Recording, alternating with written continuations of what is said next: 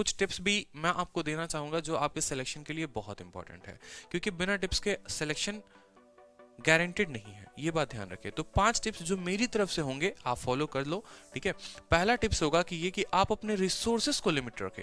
क्या होता है कि बच्चा जब तैयारी कर रहा होता है ना, तो कभी किसी स्टूडेंट ने आके बोल दिया कि ये मटेरियल है बहुत अच्छी है, वो उसको भी पढ़ रहा है, दूसरा मटेरियल उसको भी पढ़ रहा है, तीसरा इंस्टीट्यूट उसका पढ़ रहा है, तो हर इंस्टीट्यूट का आप पढ़ना शुरू कर देते हो।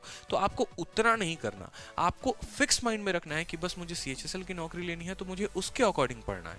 तो आपको अपने रिसोर्सेज जो है वो काफी लिमिट करने पड़ेंगे, मतलब कम किताबें लेकिन बार बार पढ़ना, ठीक है। ब्रूसली ने भी एक बात कही थी कि मुझे उस पर्सन से डर नहीं लगता है जिसको 10,000 अलग अलग तरीके आते हैं फाइटिंग करने के, मुझे सिर्फ उस पर्सन से डर लगता है जिसने एक ही तरीके को 10,000 बार प्रैक्टिस कर रखा हो।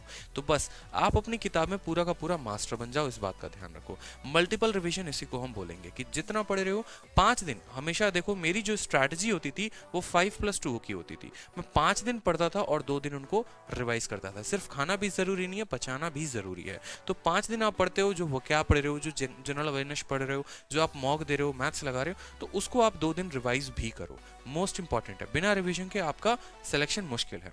बात करते हैं डेली आपको एक मॉक देना है। अगर आप डेली नहीं दे सकते तो आप वीकली जरूर एक मॉक दे, और इंपॉर्टेंट है उसकी एनालिसिस। मॉक में क्या गलतियां हुई आपसे, क्या क्वेश्चंस थे जो आपको नहीं आते थे, किन टॉपिक्स पे आपको फोकस करना है, मैथ्स का कौन सा गलत हुआ, इंग्लिश का कौन सा गलत हुआ, कौन से चैप्टर से गलती हुई, एक एक बात आपको ध्यान रखना है। और एक डायरी ऑफ मिस्टेक्स आपको बनानी है। डायरी ऑफ मिस्टेक्स क्या है, एक डायरी बना ली, मॉक में जो गलती होती है, कहीं पर गलती होती है उस डायरी में लिखो, क्योंकि अक्सर ऐसा देखा जाता है कि जो गलती आप मॉक में कर रहे होते हो वही गलती आप पेपर में भी करके चले आते हो। तो कम से कम वो गलती तो आप रिपीट नहीं करोगे। एग्जाम के 5 दिन पहले से इस डायरी ऑफ मिस्टेक्स को पढ़ना आप शुरू कर देना।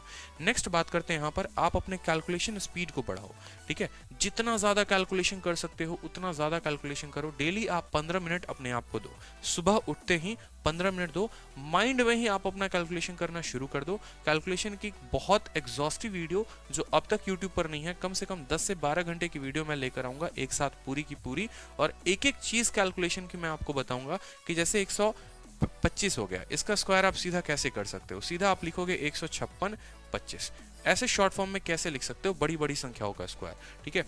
82 को आप सीधा कैसे गुना कर दोगे 88 से, ठीक है। तो ये हो जाएगा, इतने शॉर्ट में आप कैसे लिख सकते हो, सभी चीज़ों के बारे में हम यहाँ इस वीडियो में जान जाएंगे। उसके अलावा आप जो कर सकते हो वो कर सकते हो कैलकुलेशन की एप्स। कैलकुलेशन एप्स होते हैं जैसे स्पीडी मैट्रिक्स कोई ऐप हो गया या कोई दूसरी ऐप भी होगी, तो आप सारे ऐप्स डाउनलोड करके डेली प्रैक्टिस कर सकते हो। फ्री टाइम में कभी आप ऑटो में हो, खाना बना रहे हो, रूम पर हो, कुछ भी कर रहे हो, तो आप कैलकुलेशन एप्स का इस्तेमाल करके आप अपनी कैलकुलेशंस और मेमोरी पावर को बढ़ा सकते हो। नेक्स्ट बात करते हैं लास्ट इंपॉर्टेंट, कि एटलीस्ट लास्ट देखो, पढ़ाई कर ली पूरी की पूरी, टीयर 2 की जानकारी जाली, अब टीयर 1 में लास्ट में क्या करोगे।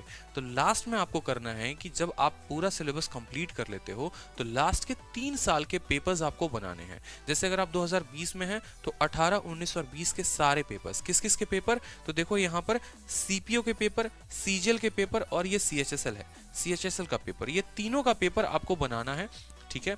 इनके द्वारा कराए गए सिर्फ प्री के पेपर्स, ये बात ध्यान रखिए, क्योंकि कमीशन एक है, वेंडर एक है जो आपका पेपर कंडक्ट कराती है, तो ज्यादा सवाल के लेवल में फर्क आएगा नहीं और इनके पेपर्स को आप करके जाओगे। जब आप इतना तैयारी कर लेते हो तो आप बहुत 100% श्योर हो जाते हो अपने सिलेक्शन के लिए।